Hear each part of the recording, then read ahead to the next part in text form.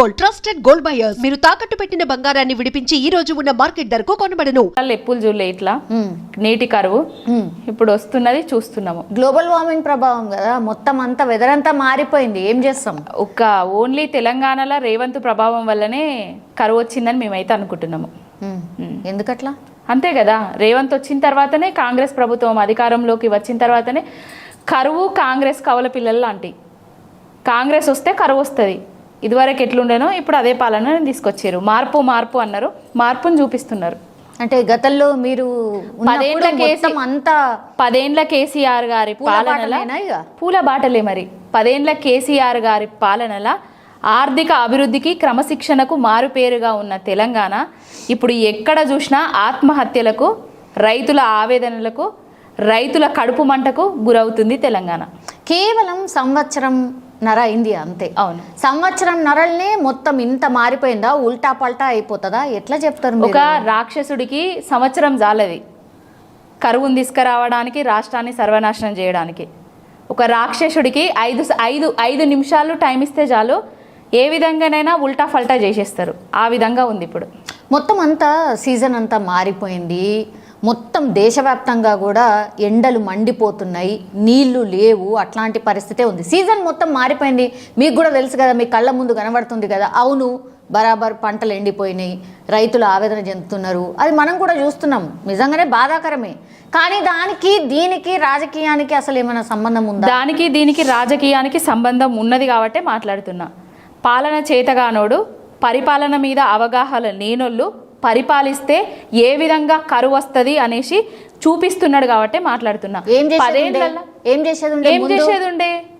చేసేది ఉండే చెప్పండి. అధికారంలోకి వచ్చే ముందు ఏమేం మాటలు చెప్పిండు, అధికారంలోకి వచ్చిన తర్వాత ఏమేం చేస్తున్నాడు?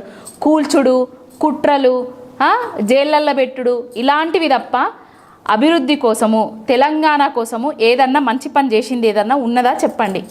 హైడ్రా తెచ్చుడు మంచి పని కాదా? హైడ్రా తెచ్చుడు మంచి పనా చెడ్డ పనా అనేది అనిరుద్ధ్ రెడ్డి ఎమ్మెల్యే వాళ్ళ ఎమ్మెల్యే, కాంగ్రెస్ ఎమ్మెల్యే అనిరుద్ధ్ రెడ్డిని అడగండి. హైడ్రా ఏ విధంగా పనిచేస్తుంది, ఎవరి కోసం పనిచేస్తుంది, ఎవరి కమిషన్లు కొడుతున్నారు అనేది అనిరుద్ధ్ రెడ్డిని అడగండి, చెప్తారు మీకు. ఎందుకండి ఏం కమిషన్ కొడతారు నాకు అర్థం కాదు. ఇప్పుడు చెరువులు మొత్తం అంతా మనది గొలుసు కట్టు చెరువులు ఉంటుండే. అవును, గొలుసు కట్టు చెరువులను మిషన్ కాకతీయ తోటి చెరువులకు పునర్జీవం తెచ్చింది కేసీఆర్ గారు. చెరువులల్లో నీళ్లు తీసుకొచ్చింది కేసీఆర్ గారు. తెచ్చిన చెరువులల్లో చేప పిల్లని వేసి ముదిరాజులను రాజులు చేసింది కేసీఆర్ గారు. అపార్ట్మెంట్ వచ్చినాయి కదా ఎక్కడ చెరువులల్లో. ఇప్పుడు అవన్నీ ఎవరిచ్చిండ్రు పర్మిషన్? ఎవరి కాలంలో జరిగింది? మా ప్రభుత్వ కాలంలో జరిగిందా, లేకపోతే కాంగ్రెస్ హయాంలనా, టీడీపీ హయాంలనా? కూల్చివేసిన దగ్గరికి పోయి ఒకసారి అడగండి. 20 ఏండ్ల నుంచి మేము ఇక్కడ ఇల్లు కట్టుకొని ఉంటున్నాం. 15 ఏండ్ల నుంచి మాకు ఇక్కడ పర్మిషన్లు వచ్చినాయి, నల్లా బిల్లు కడుతున్నాము, కరెంటు బిల్లు కడుతున్నాము అనేసి హైదరాబాదులే కదా మీ అందరికీ చెప్పింది. మీ యూట్యూబ్ ఛానల్లో సాక్షిగానే కదా వాళ్ళందరూ గోడు వెళ్ళబోసుకున్నది. అవి కొన్ని అయితే మొన్న మీ హయాంలో వచ్చినాయి చాలా ఉన్నాయి కదా. సిటీ ఎట్లా చూసిండ్రు కదా. సిటీ విస్తరించిన మాట వాస్తవము, కంపెనీలు వచ్చిన మాట వాస్తవము, ఉద్యోగ అవకాశాలు కల్పించిన మాట వాస్తవము, అన్ని రకాలుగా సిటీ అభివృద్ధి చేసిన మాట వాస్తవము. ఈ సిటీ అభివృద్ధి చేసిన దానికి నీళ్ళు ఇచ్చిన మాట, 24 గంటల కరెంట్ ఇచ్చిన మాట కూడా వాస్తవమే. ఇప్పుడు ఆ సిటీనే సర్వనాశనం చేస్తూ, హైడ్రా తోటి ఒక ఇండ్లను కూల్చేస్తూ, రియల్ ఎస్టేట్ను డమాలు అనిపిస్తూ, అసలు నీళ్లు లేక కరెంటు పోని స్థితి నుంచి వెళ్ళి కరెంట్ ఎప్పుడు వస్తుందో అనే చూసే స్థితికి తీసుకొచ్చిండు రేవంత్ రెడ్డి కాంగ్రెస్ ప్రభుత్వం. మీ దగ్గర ఉద్యోగాలు అంతగానం ఇస్తే మరి సంవత్సరంన్నరనే నిరుద్యోగులు అంతగానం పెరిగిపోయినరా? వాళ్ళ కోసం కాంగ్రెస్ పార్టీ మేమేదో చేస్తామని చెప్తుంది. దీన్ని కూడా కౌంటర్ చేస్తున్నారు. ఆర్ఎస్ ప్రవీణ్ కుమార్ గారు మీ పార్టీకి సంబంధించిన ఆయన ఒకటి ట్వీట్ చేశారు. సభ్యులు వస్తున్నారు అన్న, మేము ఎమ్మెల్యేలు అయినా కానీ మా ఎంబడి ఉన్న వాళ్ళకి ఏం చేయలేకపోతున్నాం, వాళ్ళకు ఉద్యోగం ఇవ్వలేకపోతున్నాం, ఉపాధి కల్పించలేకపోతున్నాం అని అన్ని రాజకీయ పార్టీలకు సంబంధించిన ప్రజాప్రతినిధులు వస్తున్నారు. అందుకే ఈరోజు 5 లక్షల మంది అన్ని రాజకీయ పార్టీలు చదువుకున్న వాళ్ళు ముందేం చెప్పిండు, మా శాసన సభ్యులు వస్తున్నారు, మా శాసన సభ్యులు వస్తున్నారు, నియోజకవర్గాలల్లో నియోజకవర్గాలల్లో మా గెలుపు కోసం కృషి చేసిన కార్యకర్తలకు మేము ఏం చేయలేకపోతున్నాము అని గోడు వెళ్ళబోసుకుంటున్నారు. అన్ని పార్టీ వాళ్ళ వస్తున్నారు అనేసి తర్వాత చెప్పిండు. ఆయన బాధ ఏంటంటే యువ వికాసం అనేది ఒకటి తీసుకొచ్చిండు ఎలక్షన్ల ముందు. ఆ యువ వికాసాన్ని ఇప్పుడు కాంగ్రెస్ వికాసం అనేసి పేరు మార్చుకొని కొన్ని కోట్ల రూపాయలు మరి వాళ్ళ కాంగ్రెస్ నిధి నుంచి ఇస్తాడా, మరి ఆ డబ్బులు మరి లేకపోతే ప్రభుత్వం నుంచి ఇస్తాడా, తెలంగాణ ప్రజల దగ్గర దాచుకున్న డబ్బులు గిట్లా వీళ్ళకి కృషి చేసి మరి కట్టబెడతాడా అనేది తెలియదు. నియోజకవర్గానికి 4,000 నుంచి 5,000 మంది కార్యకర్తలను ఎన్నుకుంటాడట. 50,000 నుంచి 5 లక్షల రూపాయల వరకు వాళ్ళకు నిధులు ఇస్తాడంట. మరి ఓన్లీ పార్టీల ఎమ్మెల్యేలకు అని ఆయన స్పష్టంగా చెప్తున్నారు. అన్ని పార్టీల ఎమ్మెల్యేలకు ఇచ్చే వరకు చూద్దాంలేండి. అన్ని పార్టీల వాళ్లకు కార్యకర్తలకు అన్ని పార్టీలు కాకుండా తెలంగాణ యువతకు అని ఉంటే బాగుండేది. తెలంగాణ యువతకు అని ఉంటే మేము స్వాగతించేటోళ్ళం. ఆయన ఇస్తలేడు. ఇప్పుడు కొత్తగా మళ్ళీ కొత్త రాగం ఎత్తుకున్నాడు. 6,000 కోట్లు తెస్తా, నా నియోజకవర్గానికి 4,000 నుంచి 5,000 మందిని సెలెక్ట్ చేస్తా, 50,000 నుంచి 5 లక్షల వరకు ఇస్తా. ఇవన్నీ అయ్యే ముచ్చట్ల, ఆయన చేసే ముచ్చట్ల. ఆయన ఇస్తా అన్న కళ్యాణ లక్ష్మిల తులం బంగారమే ఇప్పటి వరకు పత్తాలేదు. ఆయన ఇస్తా అన్న స్కూటీలే ఆడబిడ్డలకు ఇప్పటి వరకు ఇయ్యలేదు. ఆయన ఇస్తా అన్న అత్తలకు పెన్షన్ వచ్చినా కోడన్లకు 2,500 గతే ఇప్పటి వరకు అత్తాలేదు పత్తాలేదు. 4,000 పెన్షన్ ఇస్తా అని చెప్పిండు. 2,000 పెన్షన్ కూడా చక్కగిస్తలేడు. ఇప్పుడు జనాలు పైసలు లేవు అధికారంలోకి రావడానికి నువ్వు హామీలు ఇచ్చేటప్పుడు పైసలు లేని విషయం నీకు తెలియదా? ఎట్లా తెలుస్తుంది? ఎందుకు తెలియదు? నువ్వే కదా చెప్పినావు. కేసీఆర్ గారు లక్షల కోట్ల అప్పులు చేసిండు, తెలంగాణను సర్వనాశనం చేస్తున్నాడు అనేసి ఎలక్షన్ల ముందు నువ్వే కదా ఫేక్ ప్రాపగండా చేసినావు. లక్షల కోట్ల అప్పులు చేసిన ఎక్కడ ఫేక్ అయింది? అది ఫేక్. 50 లక్షల కోట్లకు పైగా కేసీఆర్ గారు సంపద సృష్టించిండు. తెలంగాణ ఆత్మ గౌరవాన్ని పెంచిండు. తెలంగాణలో భూముల రేట్లు పెంచిండు. రైతును రాజు చేసిండు. ఆకాశంలో పెరిగే విధంగా భూముల రేట్లు పెంచి ఒక రాజు చేసిండు కేసీఆర్ గారు. ఇవన్నీ ఎక్కడ పోయినాయి? మధ్య తరగతి ప్రజలు ఎవరైనా సరే ఇల్లు కొనుక్కునే పరిస్థితి ఉందా హైదరాబాద్ లో? మధ్య తరగతి ప్రజలు సంపద సృష్టించడం అని అంటే సంపద సృష్టించడమే. మధ్య తరగతి వాళ్ళు కేసీఆర్ గారి హయాంలా, బీఆర్ఎస్ ప్రభుత్వ హయాంలా ఎంతమంది ఇల్లులు కొనుక్కున్నారో మీకు డాటా కావాలంటే పోయి అక్కడ చెక్ చేసుకోండి. ఇప్పుడు ఎంతమంది ఇల్లులు కొనుక్కుంటున్నారో ఒకసారి మీరు చూసుకోండి. ఇల్లులు ఎవరైనా కొనడానికి ముందటికి వస్తున్నారా? అప్పుడు ఉద్యోగాలు వచ్చినాయి, బ్యాంకులలో లోన్లు తీసుకున్నారు, ఇల్లులు కట్టుకున్నారు. అప్పుడు రియల్ ఎస్టేటు శరవేగంగా పెరిగిపోయింది, ధరలు పెరిగినాయి. అయినా కూడా దానికి తగ్గట్టుగా వీళ్ళు ఇల్లులు కొనుక్కున్నారు, జాగాలు కొనుక్కున్నారు, వ్యాపారాలు చేసారు, వృద్ధికి వచ్చారు. ఇప్పుడు ఏదైనా వ్యాపారం చేసే అసలు ఉందా? ఎవడన్నా అప్పు పుట్టనిస్తున్నాడా? 1 రూపాయి కావాలంటే ఎవరన్నా ఇస్తున్నారా? ఎట్లయిపోయింది తెలంగాణ? ఎక్కడ ఉండే తెలంగాణ ఎట్లయిపోయింది తెలంగాణ? నేషనల్ లెవెల్లో డ్యామేజ్ చేసిండు తెలంగాణను. అప్పుల రాష్ట్రం అనేసి ప్రచారం చేసిండు. ఎవడన్నా ఇంటి పెద్ద ఉంటే నాకు అప్పులున్నాయి అని ప్రచారం చేసుకుంటే రేపు ఏదన్నా లగ్గమో లేకపోతే ఇల్లు కట్టుకుంటే ఎవడన్నా అప్పియడానికి ముందటికి వస్తాడా? అసలు ఎట్లా అంటే తెలంగాణ అది చెప్పకుంటే ఇది ఇస్తలేరు అది ఇస్తలేరు అని క్వశ్చన్ చేస్తారు కదా. ఎక్కడికి వెళ్ళి తెమ్మంటారు? మరి కేసీఆర్ గారు ఏది ఇవ్వకుండా లేరు కదా. కరోనా లాంటి కష్టకాలం వచ్చినా కూడా రైతు బంధు ఆగలేదే. మీరు అప్పులు చేస్తేనేమో ఒప్పంటిరి, తప్పంటున్నారు. మేము అప్పులు చేసి 1,50,000 కోట్ల రూపాయల అప్పులు చేసిండు. ఆ 1,50,000 కోట్ల రూపాయల అప్పులు చేసి నువ్వు ఇచ్చిన హామీలల్లా ఏ హామీనన్నా నెరవేర్చినావా ఇప్పటి వరకు? ఆడబిడ్డలకు కానీ లేకపోతే ఎన్ని వేల కోట్ల మిత్తిలు చేయగట్టిండు?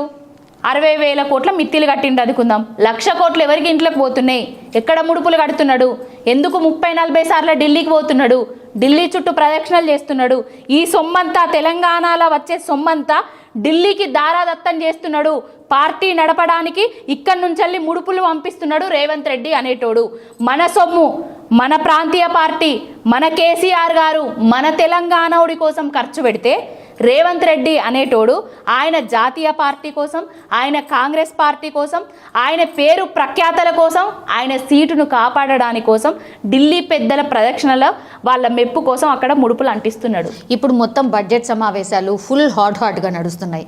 అసలు ఏం జరిగింది, ఏం జరుగుతుంది అనేది పూర్తిగా చెప్పే ప్రయత్నం చేస్తారు. ఎందుకని మీరు మొత్తం డిఫెన్స్లోనే మాట్లాడతారు? ఎందుకు? అందులో ఫ్యాక్ట్ ఏముంది అని చెప్పిస్తలేరు. ఓన్లీ మీ సోషల్ మీడియా ద్వారా ప్రాపగండా చేయడం గంతే తప్పించి ఎందుకట్లా? కరెక్ట్. మీరు సౌమ్య గారు మా సోషల్ మీడియా ద్వారా ప్రాపగండా చేస్తలేము.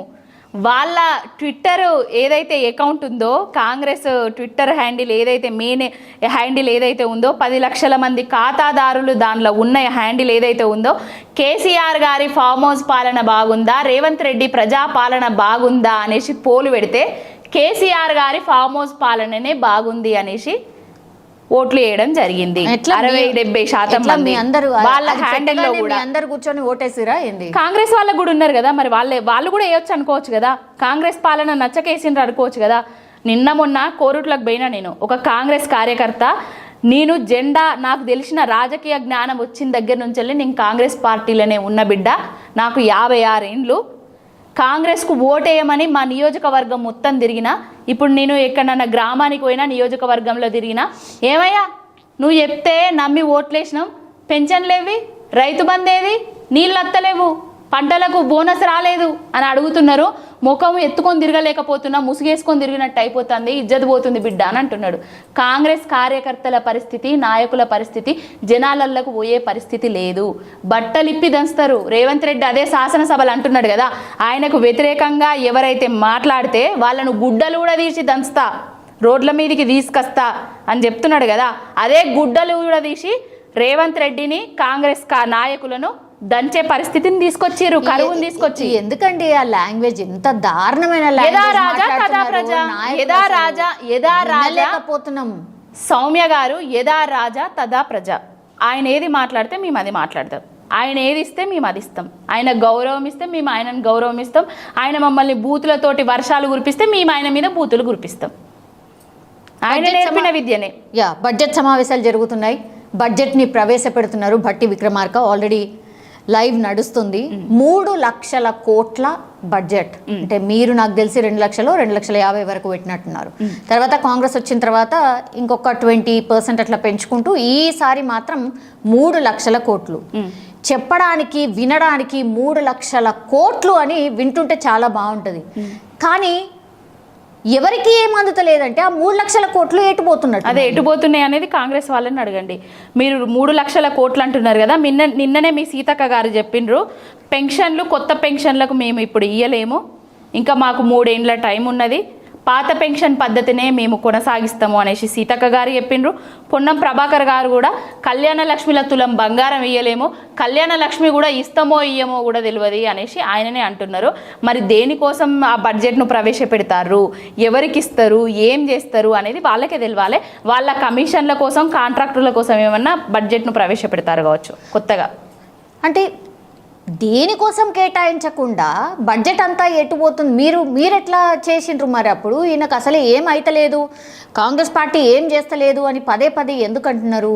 ఇప్పుడు మేము చేసింది జనాలు 10 ఏళ్ళు చూసిండ్రు, కాంగ్రెస్ ఏం చేస్తున్నది 15 నెలలలోనే చూసిండ్రు. కాంగ్రెస్ వద్దు, బీఆర్ఎస్ఏ కావాలి, కేసీఆర్ఏ రావాలనేసి పదే ప్రజలే కోరుకుంటున్నారు. కేసీఆర్ గారు తెలంగాణను తీసుకొచ్చి తెచ్చిన తెలంగాణలో నీళ్లు తీసుకొచ్చిండు, నిధులు తీసుకొచ్చిండు. ఈ నిధులను ఈ తెలంగాణ రాష్ట్రం కోసమే కేటాయించి కృషి చేసి కష్టపడి పనిచేసిండు. ప్రతి ఒక్కటికి సంబంధ వర్గాలకు సంక్షేమ పథకాలను అందజేసే విధంగా ఆయన పరిపాలించిండు. రేవంత్ రెడ్డి అనేటైనే వచ్చిండు, తెలంగాణను సర్వనాశనం చేసిండు, వచ్చినాకనే పంటలను ఎండబెట్టిండు, నీళ్లను మాయం చేసిండు, కరెంటుకు కటకట తీసుకొని వచ్చిండు, రైతుల ఆత్మహత్య దిశగా పరిగెత్తే విధంగా ఆయన పరిపాలన చేస్తున్నాడు.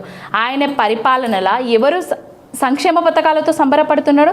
కేసీఆర్ అనేటోడు సంక్షేమ పథకాలతో సంబరపెడితే ఈయన సంక్షేమ పథకాలతో కోతబెట్టి తెలంగాణలో ఉన్న ప్రతి ఒక్కరిని అప్పుల పాలు చేస్తున్నాడు.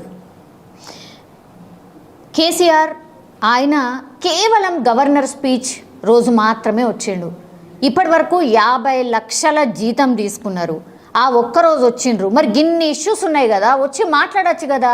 అదే కదా రేవంత్ రెడ్డి పదే పదే అంటున్నారు, మీ అనుభవాన్ని మాకు పంచండి అని. ఎందుకు రావట్లేదు మరి? అనుభవాన్ని పంచితే స్వీకరించే స్టేజ్ లో రేవంత్ రెడ్డి అనేటోడు లేడు. మీరు ముందే ఎట్లా అనుకుంటారండి? ఇప్పుడు కనీసం మీరు మాట్లాడరు. శిశుపాలుడు అనేటోడు 100 తప్పులు చేయాలి, అప్పుడే కృష్ణుడు బయటికి వస్తాడు. ఇప్పుడు ఈయన 100 తప్పుల దగ్గరలో ఉన్నాడు, కృష్ణుడు బయటికి వస్తాడు, కేసీఆర్ గారు బయటికి వస్తారు, ప్రతి దాని మీద ఎత్తి చూపుతారు. సంవత్సరం అవుతుంది ఇదే మాట చెప్పి. సంవత్సరం కానివ్వండి, కేసీఆర్ గారు చెప్పిండ్రు కదా, తెలంగాణ ప్రజలకు చిలుకకు చెప్పినట్టు చెప్పిండు. ప్రతి ఒక్కరికి జాతీయ పార్టీలు గనక తెలంగాణ రాష్ట్రంలో అధికారంలోకి వస్తే నీళ్లు బంద్ అయితే, రైతు బంధు బంద్ అయితే, కరెంటుకు కష్టాలు తీసుకొస్తారు అని చెప్పిండు. అదే జరుగుతున్నది. ఆయన మాట వినకపోవడం వల్ల ఏ విధంగా అన్యాయం జరుగుతుందో, ప్రజల మీద కోపం, ప్రజల మీద అసలే కోపం లేదు. మరి ప్రజల మీద ప్రేమ ఉన్నది కాబట్టి, ప్రజల మీద ప్రేమ ఉన్నది కాబట్టి ఆయన వ్యవసాయ క్షేత్రంలో ఉన్నా కూడా అదే ప్రజలు పోయి ఆయనను కలుస్తూ ఒక్కొక్క ప్రజలు గోడు వెళ్ళబోసుకుంటున్నారు. ప్రజల కోసం ఆయన వెళ్ళి మంది కలవడమే తప్పించి ఆయన వచ్చి ఎవరిని కలవరా? ఇదేనా? ఆయన ఎందుకు జనాలను కలవలేదు? ఆయన జనాలను కలవకపోతేనే తెలంగాణ రాష్ట్రం వచ్చిందా? ఆయన ఊరు వాడ తిరగకపోతేనే తెలంగాణ రాష్ట్రం వచ్చిందా? ఇప్పటికిప్పుడు గా మూలకేమున్నదో అడుగుండ్రి, కేసీఆర్ గారు చెప్తారు. గీ మూలకేమున్నదని అడుగుండ్రి, కేసీఆర్ చెప్తారు. ఆదిలాబాద్లో ఏ మూలకేమున్నదో అడుగుండ్రి, కేసీఆర్ గారు చెప్తారు. రేవంత్ రెడ్డికి ఏమన్నా అవగాహన ఉందా? ఇప్పుడున్న నాయకులకు, ఆ కాంగ్రెస్ నాయకులకు ఎవరైనా తెలివితేటలు ఉన్నాయా? సమవుజ్జి గల నాయకుడు ఎవరైనా ఉన్నారా కేసీఆర్కి తగ్గట్టు? ఎవ్వరికీ తెలంగాణ గురించి కానీ, తెలంగాణ ప్రజల గురించి కానీ తెలియని విషయాలు అవన్నీ. ఓన్లీ కేసీఆర్ గారికి తెలంగాణకు పేగు బంధం ఉన్నది, ప్రేమ బంధం ఉన్నది, అన్ని బంధాలు ముడిపడి ఉన్నాయి కేసీఆర్ గారికి. పావని గారు, ఇప్పుడు అసలు అంటే కాంగ్రెస్కి సంబంధించిన నాయకులకు అసలు ఏ అవగాహన లేదు, ఏ సబ్జెక్టు రాదు, అసలు వీళ్ళకి తెలివే లేదు అంటది. అసలు మీ హయాంలా మాట్లాడితే కేసీఆర్ గారు మాట్లాడాలా, లేకపోతే కేటీఆర్ మాట్లాడాలా, లేకపోతే హరీష్ రావు గారు మాట్లాడాలా, ఇంకొకరు ఇద్దరు మాట్లాడుతుండే అంతే. మంత్రులు ఉత్సవ విగ్రహాలు మాత్రమే. ఏమన్నా మాట్లాడుతుండేనా? ఒక్కసారి ఏమన్నా చేస్తుండేనా? ఒక్కసారి మీరు పోయి మంత్రులు ఎవరైతే ఉన్నారో, మా గంగుల కమలాకర్ గారు కానివ్వండి, జగదీష్ రెడ్డి గారిని కానివ్వండి, మా మంత్రులుగా పనిచేసిన ప్రతి ఒక్కరిని మీరు అడిగి తెలుసుకోండి. ఏం పని చేసిండ్రు, ఏం పని చేయనిచ్చిండ్రు, ఏ విధంగా కేసీఆర్ గారు వాళ్ళ వెంబడిబడి విద్య కానివ్వండి, ఉద్యోగాలల్లో కానివ్వండి, వైద్యంలో కానివ్వండి. ఒకప్పుడు గవర్నమెంట్ దవాఖానకు నేను రాను బిడ్డో సర్కారు దవాఖానకు అనే నానుడు ఉండే. పోతే సర్కారు దవాఖానలకే పోతాం అనే స్థితిని తీసుకొచ్చిండు. పోతే గురుకుల పాఠశాలలనే చదువుకుంటాం అనే స్థితిని తీసుకొచ్చిండు కేసీఆర్ గారు. మంత్రులు పనిచేయకపోతేనా ఈ విధమైన స్థితి వచ్చింది? ఎక్కడండి అవన్నీ? మీ కార్యకర్తల వాళ్ళ దాంట్లోనే పెట్టినట్ట కదా, ఇప్పటికి కూడా కిరాయిలు కూడా ఇస్తలేరంట, మా కార్యకర్తల దాంట్లో పెట్టినమా లేకపోతే కిరాయి రూములల్లో పెట్టినమా అది తర్వాత విషయం. ఇప్పుడు 3 లక్షల కోట్ల బడ్జెట్ ఏదో అని ప్రవేశపెట్టిండ్రు కదా, మరి ఇప్పుడు కట్టమని చెప్పండి వాళ్ళను. ఒక గుడన్న కట్టమనండి, ఒక ప్రాజెక్ట్ అన్న కట్టమనండి, ఒక బడన్న కట్టమనండి. కేసీఆర్ గారు ఎట్లా నడిపించారు అనేది వాళ్ళకి తెలుస్తుంది అప్పుడు. All right. ఇప్పుడు బీసీకి సంబంధించి అయితే నిన్న బిల్ పాస్ అయింది, కేంద్రానికి పంపించిండ్రు. సో మళ్ళీ ఒక పెద్ద డిస్కషన్ అయితే నడిచింది.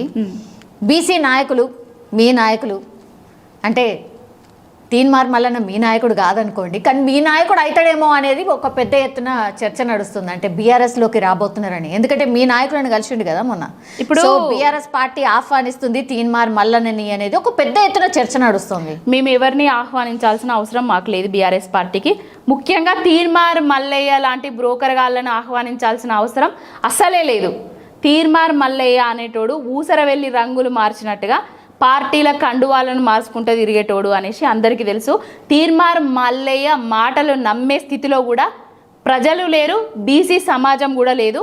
ఇప్పుడు ఆయన కోసము ఆయన ఏదో రేవంత్ రెడ్డి ముఖ్యమంత్రి అయిండు, ఆయన కాంగలేంది నేనెందుకు ముఖ్యమంత్రిని కావద్దు అనేసి బీసీ నినాదాన్ని ఎత్తుకున్నాడు. ఆయన కోసము, ఆయన స్వలాభం కోసం ఎత్తుకున్నాడు, సొంత లాభం కోసం ఎత్తుకున్నాడు అనేది తెలంగాణ రాష్ట్ర ప్రజలందరికీ తెలుసు. ఏనాడన్నా తీన్మార్ మల్లయ్య అనేటైనే యూట్యూబ్ ఛానల్ పెట్టిండు.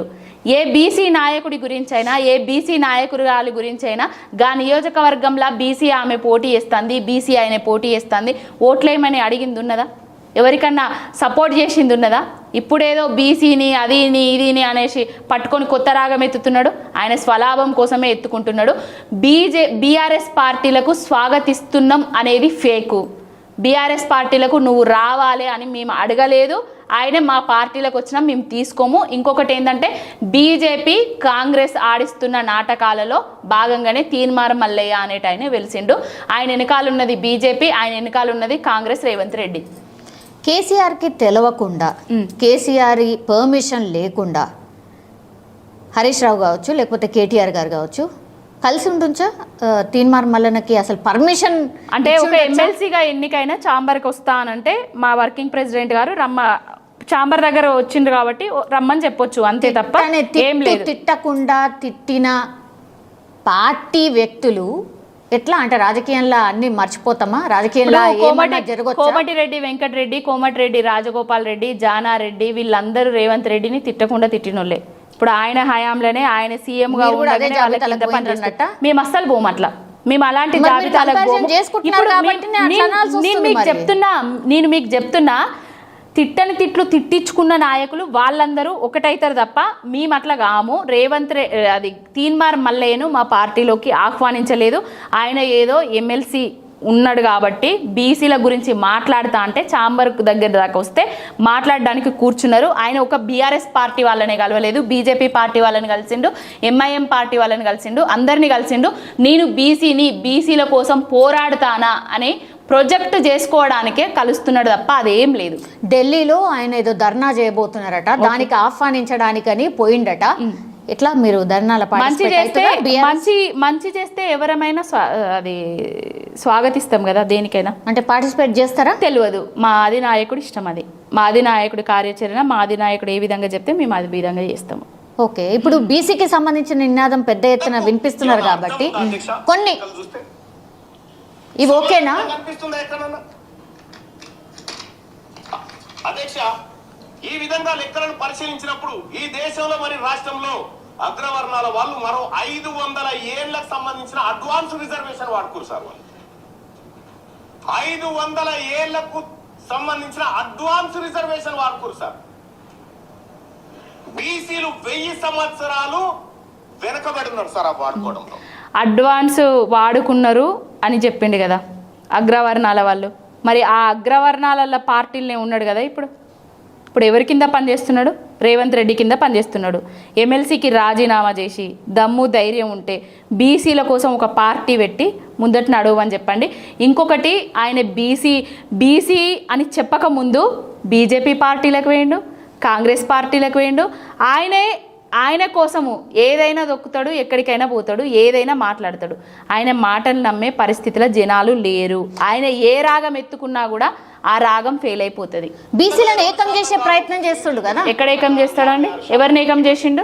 ఆయన ఏంది ఏకం చేసేది? మేమందరం ఏకంగానే ఉన్నాం, బీసీలందరం ఏకంగానే ఉన్నాము, రెడ్డిలతోటి సత్సంబంధాలతోటే ఉన్నాము, ఓసీలతోటి మంచిగానే ఉన్నాము, మైనారిటీలతోటి కూడా మంచిగానే ఉన్నాము, అందరం కలిసే ఉన్నాము. మా దళిత సోదరులతోటి కూడా కలిసే ఉన్నాము. నువ్వు విభజించు పాలించు అనే రాగాన్ని బంద్ చేయి ఫస్ట్. మా వర్గాల ముఖ్యమంత్రి లేడు, మా వర్గాల నుంచి మంత్రులు ఉంటే మా మాటినే మంత్రులు కాదు. ఈయన కావచ్చు కదా మరి ఇప్పుడు ఆయన వర్గాల నుంచి వెళ్ళి, మా వర్గాల నుంచి వెళ్ళి ఈయన కావచ్చు కదా సీఎంగా. చేస్తారా? అదే వాళ్ళ కాంగ్రెస్ పార్టీలో చేయమని చెప్పండి, వాళ్ళ కాంగ్రెస్ పార్టీలో చేయమని చెప్పండి. ఒక్కనాడన్నా గిన్ని రోజుల నుంచి వెళ్ళి సభ జరుగుతుంది. కళ్యాణ లక్ష్మిల తులం బంగారం రానోళ్ళు బీసీ బిడ్డలు లేరా? స్కూటీలు రానోళ్ళు బీసీ బిడ్డలు లేరా? రైతు బంధు రానోళ్ళు బీసీ బిడ్డలు లేరా? నీళ్లు రానోళ్ళు బీసీ బిడ్డలు లేరా? కరువుతోటి కటకటలు ఆడుతున్న వాళ్ళ దాంట్లో బీసీ బిడ్డలు లేరా? పంటలు ఎండిపోతున్న దాంట్లో బీసీ బిడ్డలు లేరా? ఒక్క బీసీ బిడ్డ నన్ను కలిసిండా? ఒక్క బీసీ రైతు నన్ను కలిసిండా? ఒక్క బీసీ నిరుద్యోగి నన్ను కలిసిండా? ఎవరికన్నా ప్రాబ్లం సాల్వ్ చేసిండా? ఆయన రాగం కోసం, ఆయన తాళం కోసం ఎత్తుకున్న రాగం మాత్రమే బీసీ రాగం, ఆయన స్వార్థం కోసమే. ఇది ఏం సక్సెస్ కాదంటారా? ఏం సాధించలేడు అని అంటారా? ఈవెన్ మీడియా దాని గురించి కూడా మాట్లాడింది. కానీ ఈ దేశంలో top news channels sir, top news channels Hindi channel 40, English channel 47 sir. ఈ 40 హిందీ ఛానల్లో సాయంత్రం 7 గంటలకు డిబేట్ నడిపిస్తారు సార్ ఒక ఇష్యూ మీద. ఇంగ్లీష్ ఛానల్లో కూడా ఇష్యూ నడిపిస్తారు సార్, ఒక టాపిక్ తీసుకొని డిబేట్ పెడతారు అందరితోని. ఈ 40 హిందీ ఛానల్లో 47 ఇంగ్లీష్ ఛానల్. అవన్నీ ఎందుకులేండి, ఆయన కోసం ఏదో ఒకటి మాట్లాడతాడు. ఛానళ్ళ గురించి మాట్లాడతాడు, జర్నలిజం గురించి మాట్లాడతాడు, రాజకీయం గురించి మాట్లాడతాడు, రేపు బీజేపీ గురించి మాట్లాడతాడు. బీజేపీ పార్టీలది చేరి రస్సీ బాంధితే మెడ కురేసుకుంటా అది ఇదని చెప్పినాయి. అవన్నీ మనం చూసినాం కదా. ఒక మనిషి అంటే ఒక వ్యవస్థ కోసమో ఒకరి కోసమో పనిచేస్తే అది నిజమా కాదా అనేది మాటలలోనే తెలిసిపోతుంది. ఆయన స్వార్థం కోసం పనిచేస్తున్నాడని మాకు అందరికీ తెలుసు. ఇప్పుడు పార్టీ నుంచి అయితే బహిష్కరించేసిండండి, కాంగ్రెస్ పార్టీలో లేడు. మరి కొత్త పార్టీ పెడతారా? పెట్టామనండి చూద్దాం, పెట్టమనండి చూద్దాం. ఎందరిని ఏకం చేస్తారు, ఎందరిని ముందటికి తీసుకుపోతారు, ఎన్ని కులాల మతాల మధ్యలో గొడవలు పెడతాడు చూద్దాం. ఇంకా కూడా సో ఈయన వస్తే మాత్రం కులాల మతాల మధ్య గొడవలే అంటారా? ఆల్రెడీ పెట్టిండు కదా. అంటే నువ్వు ఒక వర్గంలో ఉండి ఇంకొక వర్గాన్ని అంటే కించపరుస్తూ మాట్లాడడం రాజకీయంగా అది కరెక్ట్ కాదు. ఎవరైనా ఇప్పుడు మనం ఊర్లల్లా మనం అన్ని కులాల వర్గాలు కలిసే ఉంటారు. బీసీ కానీ రెడ్డి కానీ, బీసీ అని వస్తుంది గౌడ, పద్మశాలి, యాదవ, రెడ్డిలు వీళ్ళందరూ కలిసికట్టుగానే ఉంటారు. ఈయన ఏదో తీసుకొచ్చి ఏదో మాటని వాళ్ళకి వీళ్ళకు వైరుధ్యం చేయడం తప్ప ఇంకొకటి లేదు. కావాల్సింది ఊళ్ళో ఏమనుకుంటారు, ఆయన మాటలు నమ్మే పరిస్థితుల్లో అయితే లేరు. ఆయన కాంగ్రెస్ పార్టీలో ఉన్నన్ని రోజులు మరి 100 రోజులలోనే 42% రిజర్వేషన్ బీసీలకు ఇస్తామని చెప్పారు. మరి ఆ పార్టీ నుంచి వెళ్ళి ఆ పార్టీ మీద యుద్ధం చేయొచ్చు కదా, ఎందుకు మాట్లాడలేదు? 100 రోజులు అయిపోయిన తర్వాత 101 రోజు ఎందుకు మాట్లాడలేదు? ఆయన ఓన్లీ స్వలాభం కోసం ప్రయత్నం చేస్తున్నాడు. బీసీలను ముందట పెట్టి ఏదో చేయాలని చూస్తున్నాడు, బీసీ రాగాన్ని ఎత్తుకున్నాడు అంతే తప్ప ఏం లేదు. రాజకీయంగా లబ్ధి పొందడానికే ఆయన మాటలు మాట్లాడుతున్నాడు. ఇప్పుడు 42% రిజర్వేషన్ మేము చేయబోతున్నాము, ఆమోదించండి అని కేంద్రానికి పంపించింది కాంగ్రెస్ పార్టీ. నెక్స్ట్ ఏం జరగవచ్చు అనుకుంటున్నారు? కేంద్రం ఏం చేస్తే మీకు రిజర్వేషన్స్ రావచ్చు అని అనుకుంటున్నారు? రేవంత్ రెడ్డి కేంద్రం మీద ఫైట్ చేయాలి, బీజేపీ మీద మోడీ మీద ఫైట్ చేస్తే మేము కూడా ఆయనకు సహకరిస్తాము, మేము కూడా ఫైట్ చేస్తాం. మేము బీసీలకు వ్యతిరేకులం కాదు, ఎస్సీలకు వ్యతిరేకులం కాదు, ఎవరికి వ్యతిరేకులం కాదు. కేసీఆర్ గారు ఎస్సీ వాళ్ళకి వర్గీకరణ కోసము తెలంగాణ రాష్ట్రం వచ్చిన అప్పుడే ముందే ఆయన ఎస్సీ వర్గీకరణ చేసి పార్లమెంటుకు పంపించడం జరిగింది లెటర్ కూడా. దేనికి మేము వ్యతిరేకులం కాదు. అన్ని వర్గాల ప్రజలకు, అన్ని అణగారిన వర్గాలను ముందుకు తీసుకుపోయే కేసీఆర్ గారు. ఆయనే అంటే ఆయన ఒక విజన్ ఉన్న లీడర్. వీళ్ళందరూ విజన్ లేని లీడర్లు. ఇవన్నిటి గురించి మాట్లాడుకోవడం వేస్ట్.